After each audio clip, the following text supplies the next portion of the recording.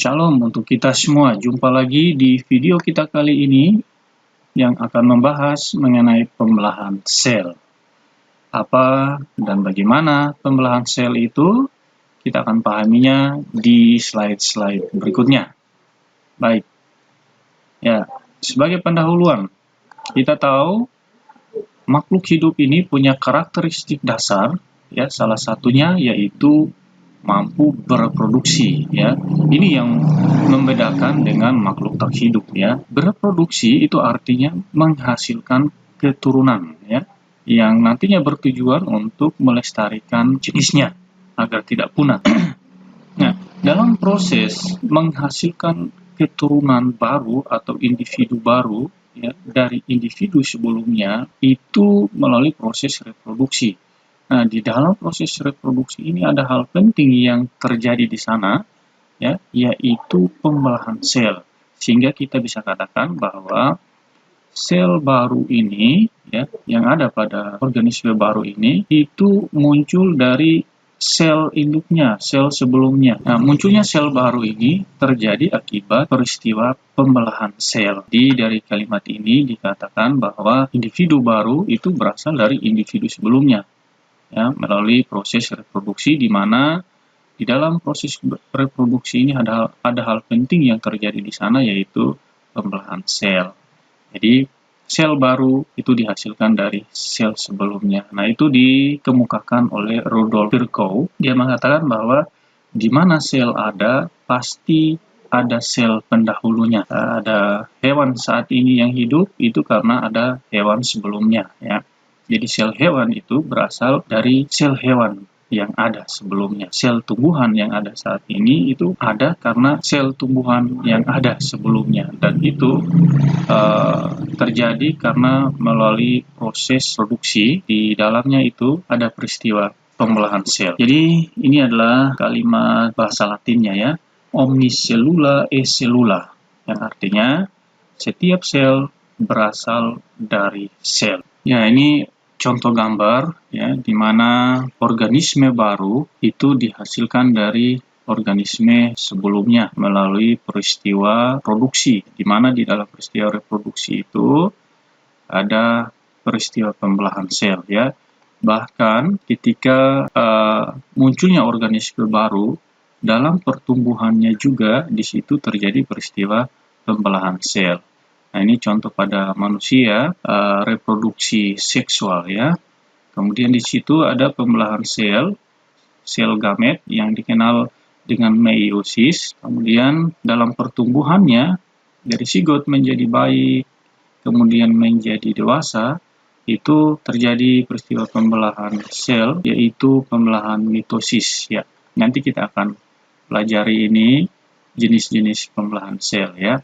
Nah, ini secara seksual. Nah, sementara yang ini adalah peristiwa pembelahan sel secara langsung, ya, yang terjadi pada bakteri dan juga pada euglena, ya. Jadi satu sel ini pembelahan langsung, ya, secara langsung, tidak melalui perkawinan, tidak melalui proses-proses tertentu, ya, tapi secara langsung. Jadi dari satu sel, ya, akan membelah menjadi dua sel. Nah, ini juga sama, dari satu sel akan membelah menjadi dua sel. Nah, pembelahan semacam ini dikenal dengan pembelahan amitosis. Jadi pembelahan yang tidak melalui proses-proses tertentu. Jadi ini kelangsungan kehidupan, ya, didasarkan pada reproduksi sel atau pembelahan sel. Sudah dijelaskan sebelumnya, ya. Nah, peran utama dari pembelahan sel itu sendiri adalah ini, yang pertama, ya, berperan dalam reproduksi, pertumbuhan, dan juga perbaikan, ya. Reproduksi ini untuk menghasilkan sel gamet, ya, yang nantinya akan menghasilkan individu baru, ya. Pertumbuhan itu artinya dari satu sel menjadi banyak sel. Kemudian perbaikan, jika ada sel-sel yang rusak itu akan digantikan oleh sel-sel baru melalui peristiwa pembelahan sel ini. Kemudian peran yang kedua, berperan dalam mendistribusikan kumpulan kromosom yang identik ke sel anak, ya. Jadi ini pewarisan sifat. Jadi peran dari pembelahan sel ini ada dua, ya. Oke. Apa itu pembelahan sel? Ya, kita lihat definisinya di sini ya, merupakan suatu bagian proses yang penting dan mendasar pada pertumbuhan dan reproduksi sel. Pembelahan sel adalah proses perbanyakan sel dengan berbagi sel menjadi dua. Tujuannya adalah pada hewan bersel satu untuk memperbanyak diri, reproduksi. Pada hewan bersel banyak untuk memperbanyak sel dan pertumbuhan. Pembelahan sel ya dimulai dengan pembelahan inti. Jadi kalau Anda ingat kembali mengenai sel itu ya, di dalamnya ada organel-organel di dalam sitoplasma, kemudian ada inti di dalamnya ya.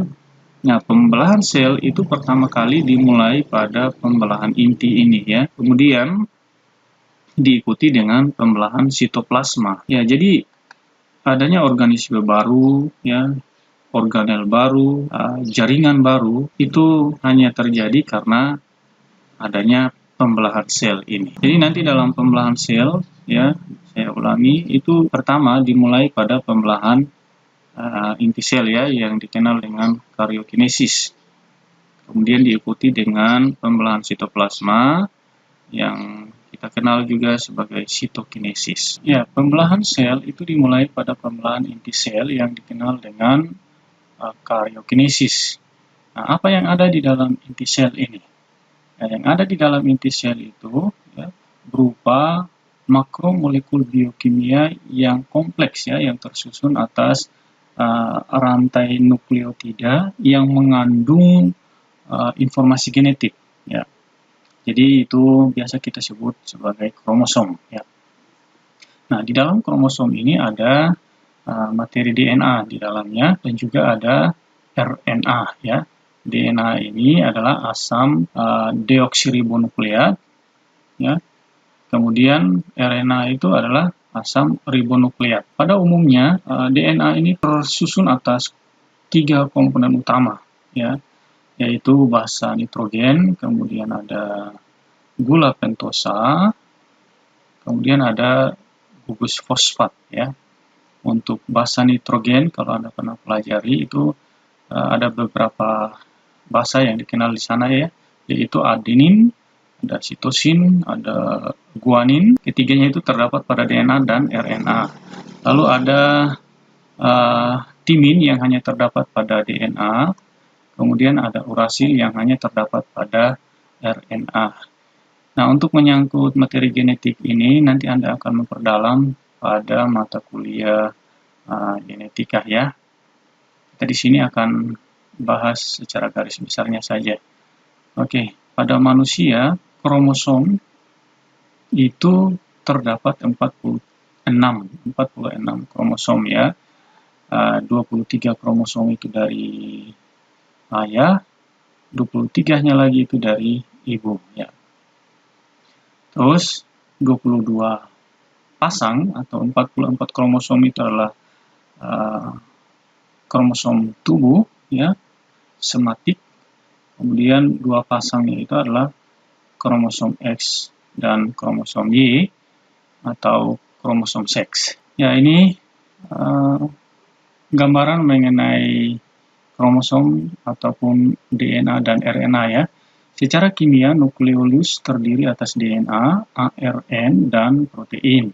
Nukleolus berfungsi untuk sintesa ARN ribosom. Kemudian gen adalah unit terkecil bahan sifat penurun, pembawa informasi pada hereditas. Ya. Jadi secara kimia dapat disebut bahwa bahan genetik itu adalah DNA. Ya. Gen sebagai syarat kompleks yang mengandung satuan informasi genetik dan mengandung sifat-sifat menurun tertentu memenuhi lokus suatu kromosom. Ya.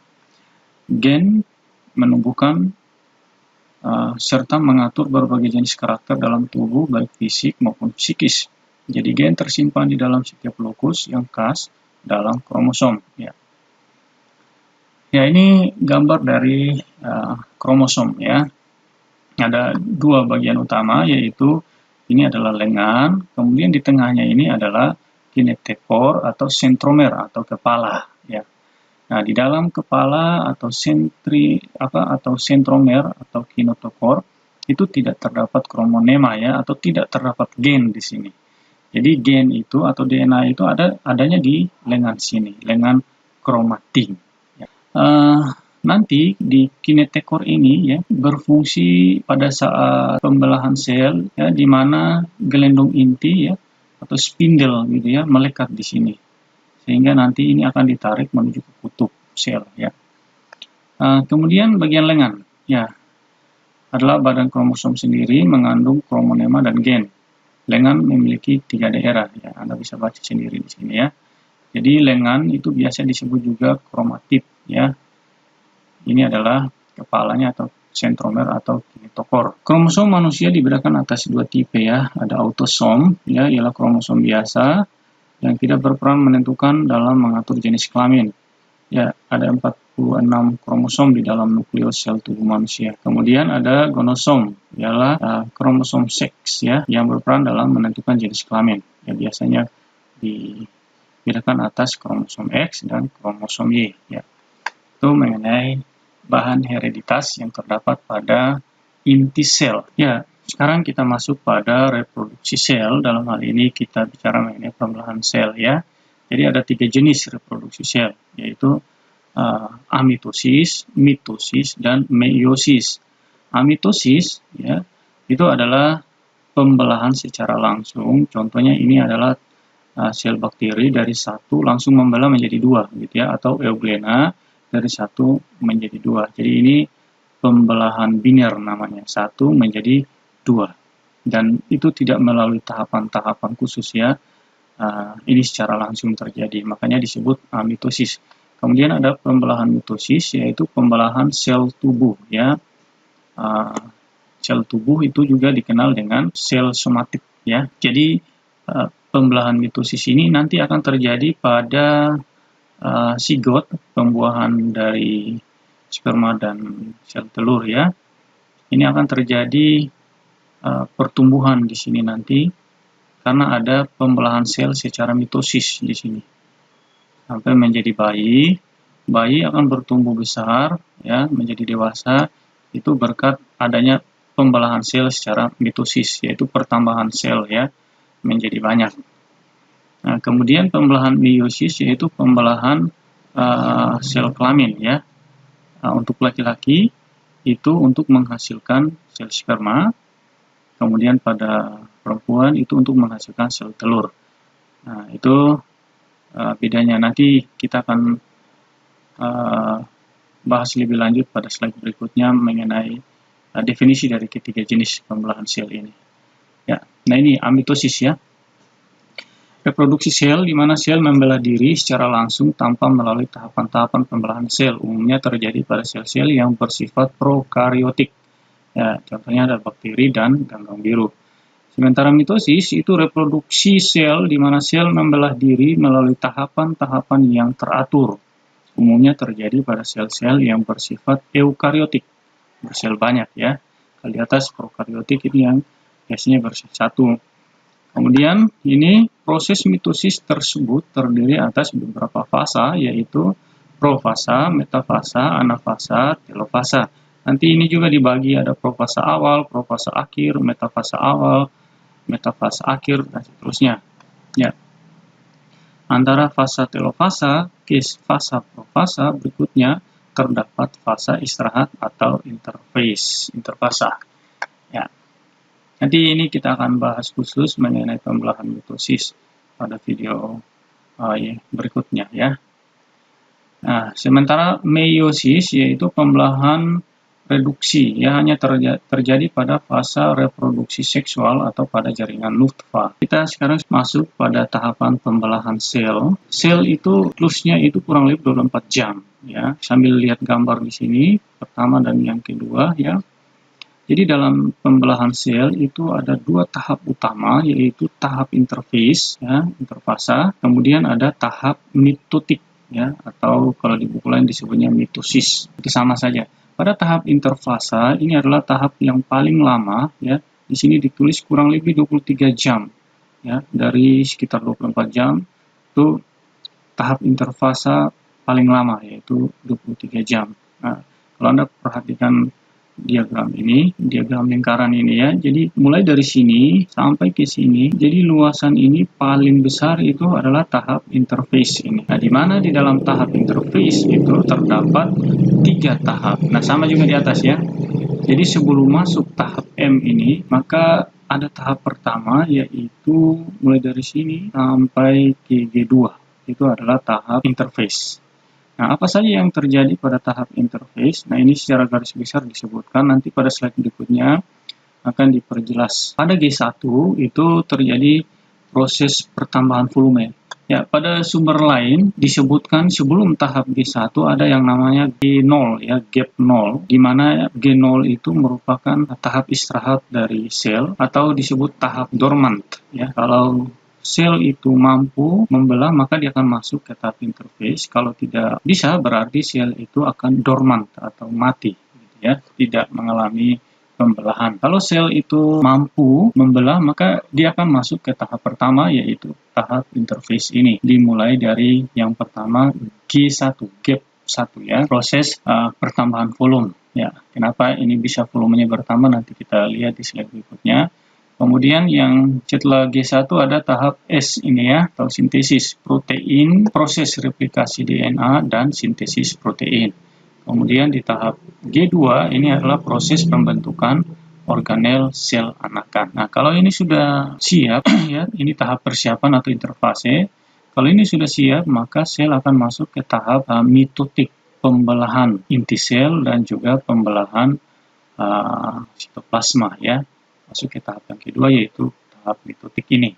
Proses pembelahan inti sel dan sel yang dibagi menjadi tahap profasa, metafasa, anafase, dan telofasa. Jadi tahap mitotik ini nanti dalam prosesnya itu ada 4 tahap utama, yaitu profasa, metafasa, anafasa, dan telofasa ya. Jadi ini terdapat variasi yang beda dalam lamanya siklus sel ya. Kalau untuk G1 itu saya kutip dari buku lain itu ya sekitar 16-24 jam di sini terjadinya. Tahap M itu sekitar 1-2 jam. Ini dibahas kembali lagi ya pada tahap interface, kemudian tahap mitotik ya. Pada periode G1 selain terjadi pembentukan senyawa-senyawa, ya jadi ini volumenya bertambah besar pada tahap G1 itu ternyata karena adanya pembentukan senyawa-senyawa di situ ya, untuk nanti kemudian digunakan dalam replikasi DNA ya. Kemudian juga ada terjadi replikasi organel sitoplasma sehingga sel tumbuh besar. Jadi nanti di sini volumenya akan bertambah besar karena memang terjadi penambahan senyawa, kemudian ada replikasi organel sitoplasma. Kemudian sel masuk ke periode S, yaitu fase terjadinya proses replikasi DNA di sini atau sintesis protein juga ya terjadi di sini. Kemudian masuk ke tahap yang fase kedua, setelah DNA bereplikasi, sel tubuh pada tahap G2 mempersiapkan segala keperluannya untuk pemisahan kromosom dan selanjutnya diikuti oleh proses pembelahan inti M ya, serta pembelahan sitoplasma. Setelah melewati tahap pembelahan M dan C, maka sel akan kembali pada pertumbuhan sel baru lagi ya, tahap G. Jadi begitu seterusnya, dan itu yang kita kenal dengan siklus sel. Ya, ini pembahasan detail mengenai apa yang terjadi pada tahap interfase. Kemudian pada tahap interfase ya berlangsung kurang lebih 90% dari waktu siklus ya. Dalam fase ini sel secara konstan mensintesis RNA, memproduksi protein dan bertambah besar ukurannya ya. Terdiri dari fase G, gap, pertumbuhan sel ya. G itu singkatan dari gap atau pertumbuhan sel. Growth ya, orang juga menyebutnya growth. Dan fase S singkatan dari sintesis ya. Nah, ini digambar tidak ada growth 0 atau G0 ya. Nah, di sini pembahasannya ditampilkan. Ya, sel yang baru saja mengalami pembelahan berada dalam keadaan diam atau sel tidak melakukan pertumbuhan maupun perkembangan. Ya, jadi tahap istirahat begitu ya. Ada yang mampu melanjutkan, kemudian ada yang tidak melanjutkan. Yang tidak melanjutkan itu ya itu dormant atau mati gitu ya. Kalau ada yang melanjutkan maka dia harus masuk ke tahap growth 1 atau G1 ya. Apa yang terjadi di G1 ya? Ini periode sel aktif, ARN disintesis, juga protein juga disintesis di sana. Kemudian terjadi aktivasi biosintesa yang tinggi di situ ya, yaitu sintesa ARN dan inti dan sitoplasma membesar ya. Lamanya kurang lebih 30% sampai 40% dari waktu daur. Ini tahap S, merupakan masa aktif mensintesa ADN, replikasi ya. Terbentuk bahan genetik baru yang persis sama susunan DNA-nya, salah ini ya. DNA-nya dengan yang lama, dengan demikian sel anak mengandung bahan genetik yang sama dengan sel induk. Kemudian terjadi penggandaan kromatin, ya, lamanya 9-10 jam. Tahap G2 ya, merupakan masa persiapan sitoplasma untuk membelah dan menyelesaikan bahan yang disintesa pada periode G1. Nukleus masih dibungkus membran inti, 2 sentrosom atau pusat organisasi mikrotubulus muncul di luar inti. Terbentuk selama awal interfase melalui proses replikasi dari sentromer tunggal. Pada sel hewan, setiap sentromer mempunyai ciri terdiri atas sepasang sentriol. Kemudian pada periode ini semua bahan sitoplasma dan organel menjadi rangkap 2. Ya, lamanya 10-20% dari waktu daur. Nah, periode ini segera disusul oleh pembelahan mitosis. Jadi, mulai dari G0 sampai G2 ini itu tahap persiapan sel. Kalau sudah siap, maka dia masuk ke tahap pembelahan inti dan pembelahan sitoplasma ya, yaitu masuk ke tahap mitosis yang terdiri dari 4 tahap itu ya. Ya, ini tambahan untuk tahap persiapan atau interfase ya, di mana inti sel melakukan sintesis bahan-bahan inti. Ini tambahan saja. Sambil kita lihat gambar mikroskopiknya ini ya. Inti sel tampak keruh. Nah, tampak keruh. Benang-benang kromatin halus lambat laun terlipat yang mulai muncul. Sel siap untuk membelah diri. Itu pembahasan kita, gambaran awal mengenai pembelahan sel pada tahap interfase. Nanti kita bahas pada video berikutnya pembelahan sel pada tahap kemudian mitosis. Video berikutnya kita akan bahas mengenai pembelahan sel pada tahap meiosis gitu ya. Ya, demikian, sampai jumpa, Tuhan memberkati.